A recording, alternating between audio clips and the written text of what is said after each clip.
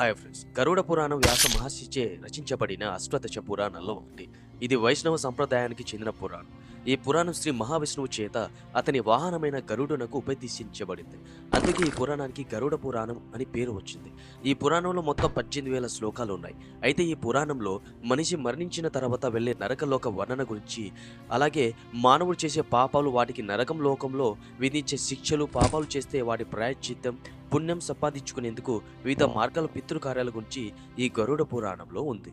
గరుడ పురాణం ప్రకారం ఎలాంటి వ్యక్తులు నరక లోకానికి వెళ్తారు, ఏ పనులు చేస్తే నరకంలో శిక్షలు అనుభవించాల్సి ఉంటుంది, అలాగే ఈ నరక లోకం గురించి ఇప్పుడు మనం తెలుసుకుందాం. అయితే ఫ్రెండ్స్, ఈ సనాతన ధర్మంలో అనేక గ్రంథాలు ఉన్నాయి. అందులో ముఖ్యమైన గ్రంథం గరుడ పురాణం. ఈ గరుడ పురాణంలో ఒక వ్యక్తి మరణించినప్పుడు తాము చేసిన పనులను బట్టి ఎలాంటి శిక్షలు అనుభవిస్తారో వివరించబడింది. అలాగే మనం పుట్టినప్పటి నుంచి మరణించే వరకు ఏమేమి జరుగుతాయో పూర్తి వివరాలు ఈ గరుడ పురాణంలో ఉన్నాయని పండితులు చెబుతారు. అయితే మనం మరణించిన తర్వాత మన ఆత్మ ఎక్కడికి వెళ్తుంది అనే వివరాలు కూడా ఈ పురాణంలో ఉన్నాయంట. అయితే ఫ్రెండ్స్, దీన్ని ఎప్పుడు చదవాలి, దీని విశిష్టత ఏంటి, ఈ పురాణంలో ఉన్న నియమాలేంటో ఇప్పుడు మనం తెలుసుకుందాం. గరుడ పురాణం ఎందుకు చదవాలంటే, పురాణాల ప్రకారం గరుడ పురాణాన్ని కుటుంబ సభ్యులు మరణం తర్వాత మాత్రమే చదువుతారు. ఇలా చేయడం వల్ల చనిపోయిన వారి ఆత్మకు శాంతి కలుగుతుందని, వారికి మోక్షం లభిస్తుందని, చనిపోయిన వారి ఆత్మ 13 రోజుల పాటు ఇంట్లో ఉంటుందని నమ్ముతారు. గరుడ పురాణంలో ఎన్ని మార్గాలంటే, గరుడ పురాణం ప్రకారం ఎవరైనా మరణించిన తర్వాత వారు కొత్త ప్రయాణాన్ని ప్రారంభిస్తారు.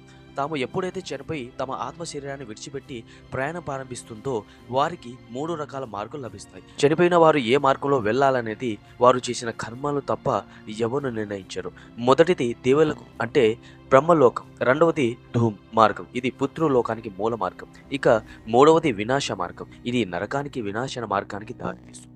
గరుడ పురాణం చదివే ముందు అనేక విషయాలను పరిగణంలోకి తీసుకోవాలి. ఎందుకంటే దీనికి సంబంధించి చాలా మందిలో అనేక అపోహలు ఉన్నాయి. ఈ గ్రంథాన్ని ఎప్పుడు పడితే అప్పుడు చదవకూడదట, అందుకే దీన్ని ఇంట్లో ఉంచుకోకూడదు. మరి ముఖ్యంగా కుటుంబ సభ్యులు చనిపోయినప్పుడు మాత్రమే ఈ గ్రంథాన్ని చదవాలి.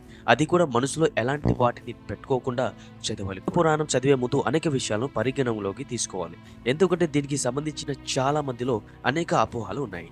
ఈ గ్రంథాన్ని ఎప్పుడు పడితే అప్పుడు చదవకూడదు, అందుకే దీన్ని ఇంట్లో ఉంచుకోకూడదు. మరి ముఖ్యంగా కుటుంబ సభ్యులు చనిపోయినప్పుడు మాత్రమే ఈ గ్రంథాన్ని చదవాలి. అది కూడా మనసులో ఎలాంటి వాటిని పెట్టుకోకుండా చదవాలి. అంతేకాదు, మీరు గరుడ పురాణం చదవాలని అనుకుంటే మాత్రం శుభ్రమైన ప్రదేశాన్ని మాత్రమే ఎంచుకోవాలి.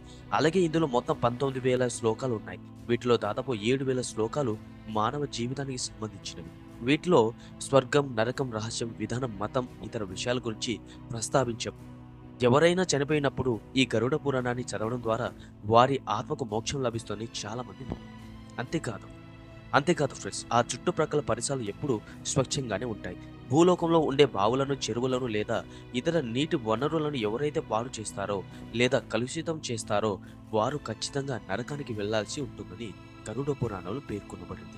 అలాగే తమ జీవితంలో ఒక్కసారైనా భగవంతుడిని తలుచుకుని వారిని, అందులోని పరమేశ్వరుడిని, విష్ణువు గురించి స్మరించుకోకుండా ఎవరైతే ఉంటారో వారికి నరకానికి వెళ్తారని పేర్కొనబడింది.